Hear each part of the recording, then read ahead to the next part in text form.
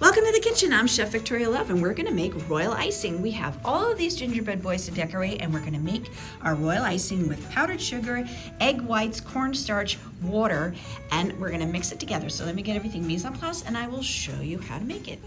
Please click like and subscribe so we can bring you more recipes. Thank you. I have our 1 pound of powdered sugar in our mixing bowl, and we're going to add a 1/4 cup of cornstarch. Now, why is there cornstarch? Well, for instance, today it's a very rainy day. We've had flooding.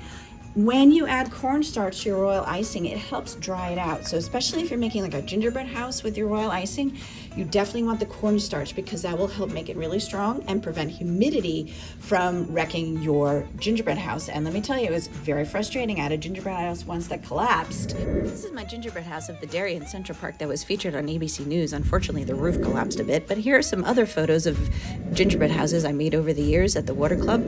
And this is one that was for the Gingerbread Homes for Our Animals, Rational Animal Alliance fundraiser.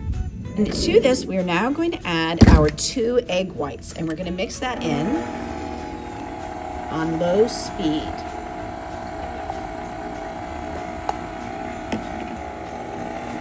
If you notice that the 2 egg whites really aren't mixing in enough, you're going to have to add a little bit of your water. I have 1/2 cup of water here, and I'm just going to add a little tiny drizzle, and then that will help bring it together. And you have to keep an eye on this.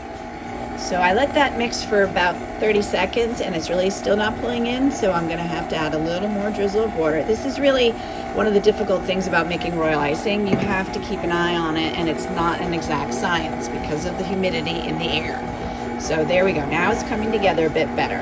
So I'm just gonna add a little bit more. If you add too much at the beginning, it's not gonna work properly. So there we go. Now we're gonna let it mix, and you have to let it mix for maybe 5 to 10 minutes. You want it to get it mixed well, and it also will get a little fluffy. Now I just scraped down the sides and the panel because we want it to mix in very well. And the thing about the spatula is that while this is sitting here, it can dry out. So I'm just gonna put this in the water that's in that, and that'll help keep it moist, because royal icing, if it does dry out, you'll get these little lumps in it, and when you're trying to pipe to make your decorations, the little lumps will clog up your piping bag. So now I'm gonna let this mix for about 5 to 10 minutes. Now this has been mixing for 7 to 8 minutes, and you can see it's nice and smooth. And if I lift this up, let's see, what are we getting? We're getting what would be called a stiff peak. See how it's sticking straight? That's a stiff peak. Now, when we're decorating, it depends on what we're making. You may want a stiff peak or a soft peak, but at this point, what I can do is remove it from the mixer, and if I want to make it thinner, I add a little bit of water. And if you look at our measuring cup, we used a 1/4 cup of water in this. And so I'm gonna remove it now out of the machine and put some in a bowl. I wanna make some a little bit smoother so I can pipe the decoration on our gingerbread boys. So I removed about 1 cup of royal icing, and now what's left in this bowl, we don't want it to dry out. So this is a damp kitchen towel, and I'm gonna put it over the top of the bowl so that what's left in there doesn't dry out. I'm just gonna add in literally drops at a time and mix it till I get the consistency. And what I'm looking for is a consistency that's a bit thinner. So that's stiff peak, it's standing straight up. We want to get it, oh, it's tilting a little bit, but we want a peak that's not so stiff because I'm going to use it to pipe and make decorations on our gingerbread boys. So after you're done stirring, see sometimes you have some air bubbles, just bang those out. You don't want the air bubbles, or pop them, and whatever works. Now I have a plastic piping bag that I'm going to fill about 2/3 of the way, put a rubber band on it, and I'm gonna snip a small opening at the bottom. If you don't have one of these, a Ziploc bag will do. All right, I cut just the tip off, and now we can decorate. And I'm gonna do a little smiley face. Let's go get that guy. There we go.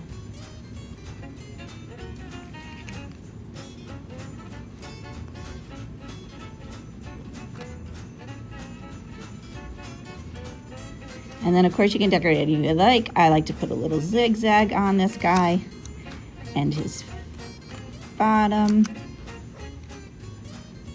You can decorate it with some dots, so any decoration you want. Now I'm going to use my royal icing to decorate my candy cane butter cookies, and I use some Wilton red dye to make this beautiful red royal icing. So here you go. You can get it at Michael's, and just so you know, you usually need a lot of this. So probably go through this whole bottle just for Christmas.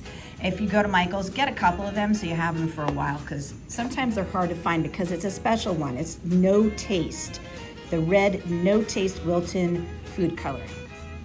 I'm also lucky because I have tons of sprinkles and nonpareils. So what I'm going to do is I'm going to make a little combination of white and red nonpareils and then white and red sprinkles. And I'm going to color some of these with the red royal icing and sprinkle that on top. And I'm going to do some red royal icing and make white lines on it. So let me get doing all of that, and you can see how they look when I'm done. So I have two decorated, a little bit extra on that one. So don't worry, when it dries, I can crack that off. And then I'm just going to taste a nice little sprinkling of this right on top, and look how beautiful that cookie is now. I love using sprinkles on top of royal icing. Makes my students who are, 11, 12, 13, very, very happy. Here we go, a nice assortment of candy cane sugar cookies. A couple with stripes, some with sprinkles, some with white only, some with plain. And as you can see, it'll look really pretty on a cookie tray. Now that I got my whole tray done, I'm gonna start making my little cookie plate. I still have a lot more gingerbread to do, but we're gonna make a nice little assortment with our gingerbread men and our red candy canes. There we go, there is our beautiful cookie tray for the holidays with royal icing. And our recipe is in the description below. Thank you so much for watching. I hope this inspires you to do some holiday baking, and Happy New Year to everybody. For more recipe demonstrations, please click like and subscribe to Chef Victoria Loves YouTube channel and have fun in the kitchen. Thank you.